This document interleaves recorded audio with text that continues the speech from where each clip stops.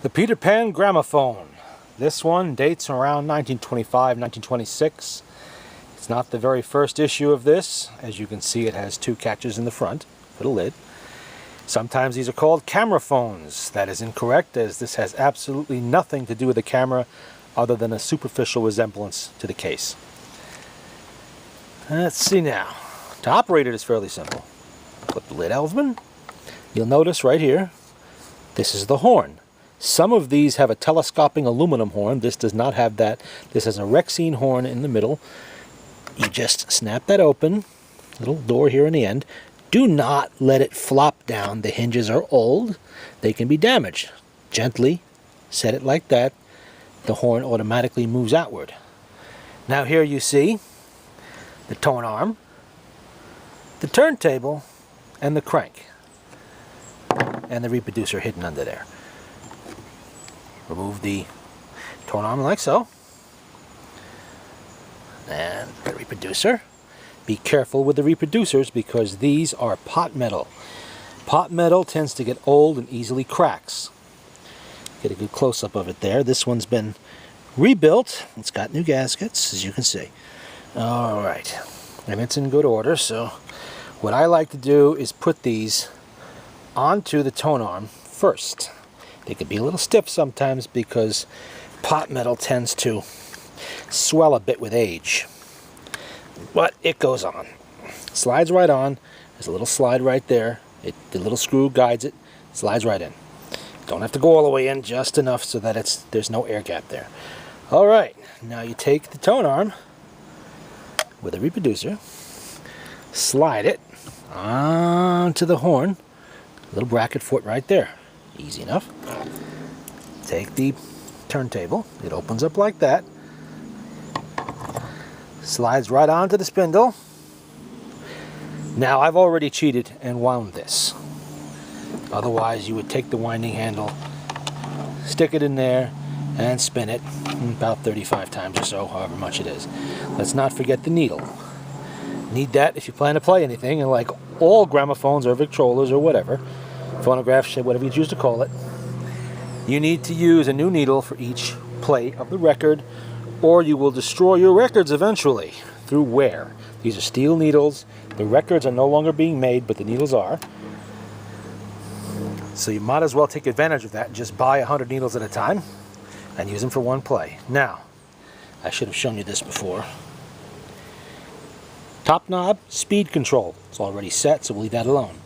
Bottom knob is basically your stop-start switch. Your brake. All you have to do is turn that bottom knob open. It spins right up. This has a brand new spring in it. And you put the needle on the record.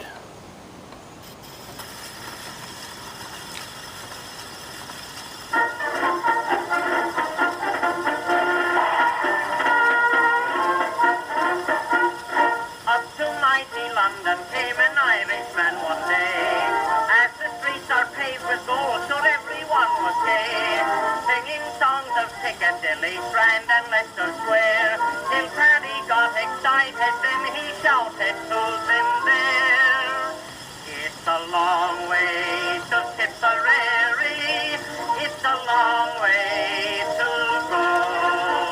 It's a long way to Tipperary, to the sweetest girl I know. Goodbye, Piccadilly. Farewell, Leicester Square. It's a long, long way to Tipperary, but my heart's right there. It's a long way to Tipperary. It's a long way to go. It's a long way to Tipperary, to the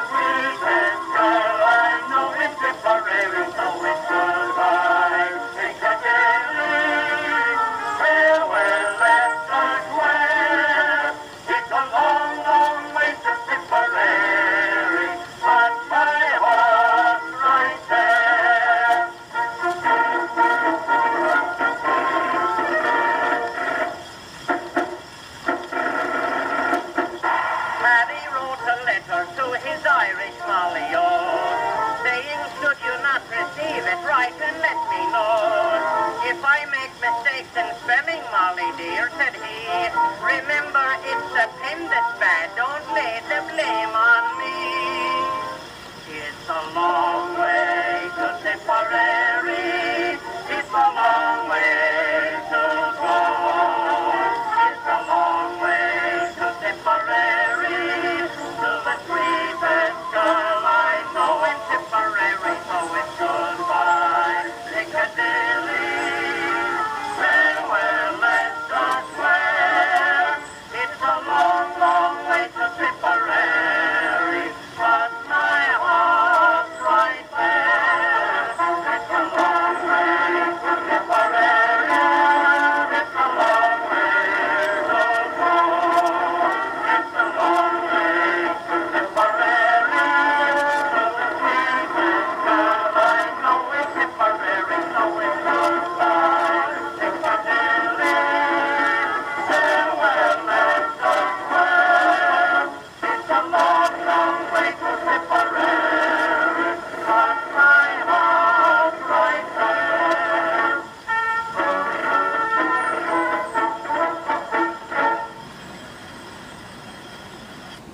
And there you have it.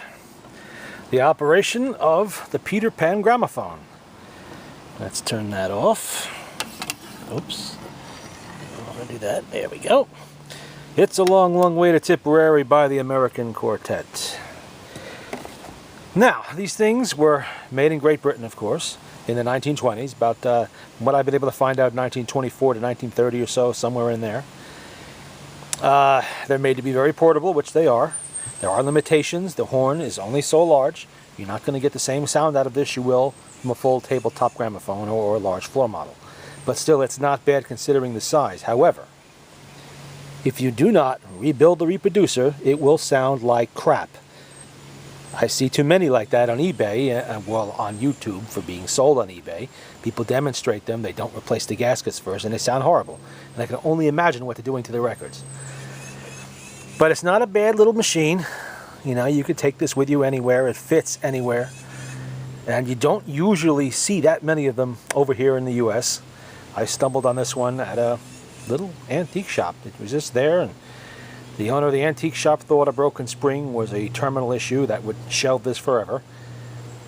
But I was able to locate one, put it in there. It's only a Swiss motor, and the Swiss made lots and lots of gramophone motors, and you can find parts for them pretty much everywhere. The one good thing about this Swiss motor, there was no fiber gear in this one, as found in so many of the later ones. Just a brass gear, so there's no issues there. It may have a broken spring, but didn't have a ripped up fiber gear. But that's the Peter Pan Gramophone. Very nice little machine. You know, it's a change from the big models. You can work on this in a very confined space. It doesn't, like I said, you could have 20 of them and the collection takes up half a shelf. I mean, it's not much. I don't have 20. I only have the one. But they made other models, like I said. Maybe I'll find one of those somewhere around here one day. But I'm not in any particular hurry to do that because this one works pretty well. But you do have to be careful with them. They're delicate. They're old. Don't mishandle them. The Rexine covering can be easily ripped. You want to take care of that. A little bit of shoe polish on it now and then will keep it in good shape. Be careful taking the horn in and out. You want to, you know, kind of ease it out and ease it back in again. Don't let it snap. This machine is older than your grandparents in most cases, so you really do have to take care of it. And that's that, the Peter Pan Gramophone.